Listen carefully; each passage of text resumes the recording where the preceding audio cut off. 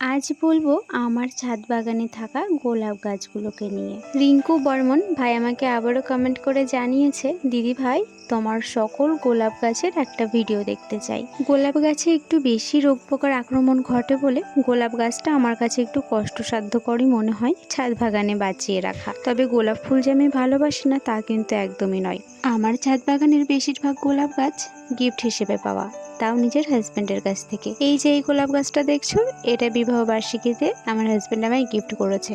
তবে এটা ছাদ বাগান শুরুর দিকে। গ্রীষ্মকালে ফুলটা লালচে খয়েরি হয়ে যায়, আর শীতকালে আকারেও বড় হয় আর সঙ্গে কালচে খয়েরি কালার হয়। আর এটা হচ্ছে সেই গোলাপ যেটা আমরা ভালোবাসার প্রতীক হিসেবে যে গোলাপকে চিনি। তবে পুরোপুরি সেই গোলাপটাও না, এই গোলাপটা আকারে অনেকটা বড়। আর এটা আমার হাজব্যান্ড আমায় গিফট করেছিল আমার জন্মদিনে। আর একটি গোলাপ গাছ যেটি শীতকালে হলুদের মাঝে এই অরেঞ্জের শেডটা থাকে, আর গ্রীষ্মকালে পুরোই হলুদ হয় ফুলটা। এটাও আমার গিফট হিসেবে পাওয়া, তবে এখন ঠিকঠাকভাবে মনে নেই কিসের জন্য গাছটা গিফট হিসেবে পেয়েছিলাম। এবার পরবর্তী যে গাছগুলো দেখাচ্ছি এগুলো সব এমনিই নিয়ে এসেছে।